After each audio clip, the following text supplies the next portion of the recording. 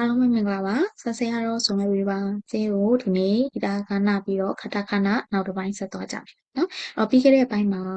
၃ပိုင်းပြီးခဲ့ပြီနော်46လုံးပြီးတယ်နော်46လုံးနောက်ပါတန်တန်မာရုတင်နေနော်နောက်ရယူယူပေါင်းနေရယူယူပေါင်းနော်အဲ့ဒီ၃ပိုင်းလုံးကိုဘာနဲ့ပေါင်းပါလဲရင်တော့လို့ on ပေါင်းပါနော်ရင်တော့ဒီ on လေးပေါ့ခုတော့ဒီ on လေးပေါ့နော်ဒီ on လေးဒီဘက်ကညီပါနော်ဆိုကကြတော့ဒီအပေါ်ကညီပါ right အဲဆိုရင်ဘာလေးနဲ့ပေါင်းပါလဲ on ပေါင်းအဲ့တော့ on ပေါင်းတာလည်းမခက်ပါဘူးဇေတို့ဒီမူရင်း၅တန်တွေကိုနော်နေရာလေးမှာတခြားခါတို့စတို့ထည့်လိုက်ရုံပဲလေနော်ဒီလာကနာမှာလည်းတီးပြီးသားအဲ့တော့လွန်စံတိုင်းမှာဘာဖြစ်မှာလဲ an ဆိုရင် an နော် in က in un ဆိုရင် on en ဆိုရင် n နော်နောက် on ဆိုရင် on နော်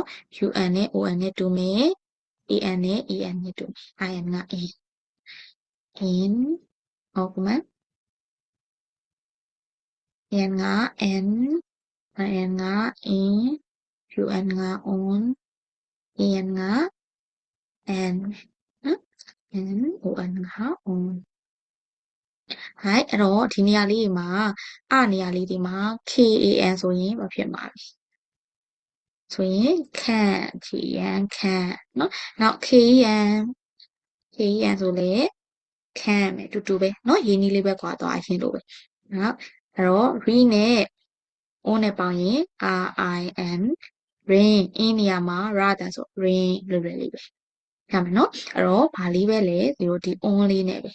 ဒီ on လေးနဲ့ပဲဒီရှေ့က၃ခုလုံးပိုင်းအဲ့တော့ on ချင်းတော့ပြန်မပေါင်းဘူးသူဒီပြီးနော်အသက်ချင်းဒီရှေ့က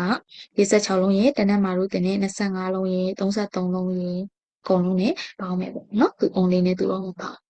ရမယ်နော်ဒါလေးလဲလွယ်လွယ်လေးပဲအဲ့တော့0 deadline ချစ်စီလိုက်ပေါင်းကြည့် an n kan ခန့်နော် san စမ်း tan တန် nan နန်း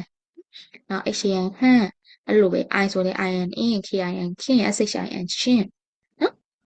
ဒီအဲ့တော့ဒီမူရင်းတန်လေးဒါဒီမူရင်းတန်လေးဒါစီကွာရထားရင်ကျန်တာက